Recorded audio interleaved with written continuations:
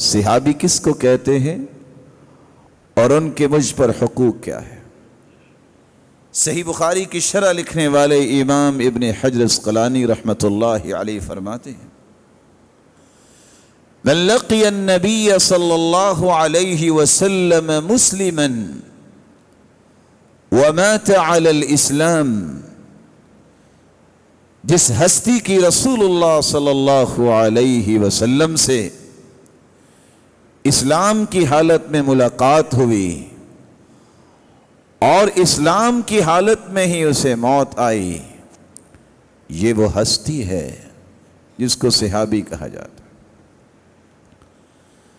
ان ہستیوں کے حقوق کیا ہیں؟ سب سے پہلا حق یہ ہے کہ ان کے مقام و مرتبے کا اعتراف کیا جائے کہ جو مقام و مرتبہ اللہ نے ان ہستیوں کا رکھا ہے وہ پوری کائنات مل جائے تو اس مقام و مرتبے کو حاصل ہی نہیں کر سکتی۔ ان ہستیوں کا سب سے پہلا حق یہ ہے کہ ان کے مقام و مرتبے کا اعتراف کیا جائے، اس کی پہچان کی جائے، اور صرف اعتراف دل سے نہیں زبان سے اس کا اقرار بھی کیا جائے۔ اور یہاں یہ بھی سمجھنا چاہیے کہ ان کے مقام و مرتبے کا اعتراف کرنا کیوں ہے؟ کیونکہ یہ وہ ہستیاں ہیں جس کا تزکیہ اللہ نے خود فرمایا ہے وَالسَّابِقُونَ الْأَوَّلُونَ مِنَ الْمُهَاجِرِينَ وَالْأَنصَارِ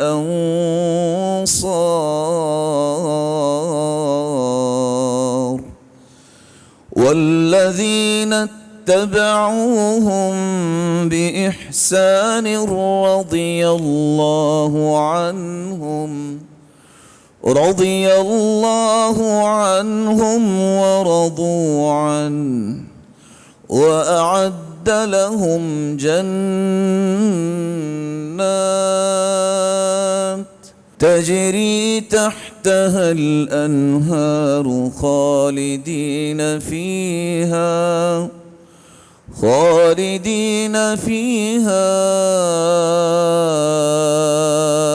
أبدا ذلك الفوز العظیم۔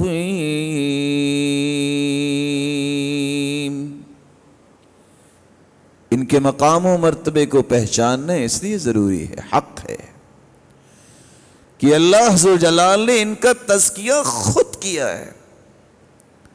سبقت لے جانے والے مہاجرین اور انصار اور جنہوں نے ان کی اتباع کی، اللہ ذوالجلال نے فیصلہ دیا ہے، وہ اللہ ذوالجلال پر راضی تھے، اس کے بھیجے ہوئے دین اور اللہ کے محبوب پر راضی تھے، اللہ ان سے راضی ہو گیا۔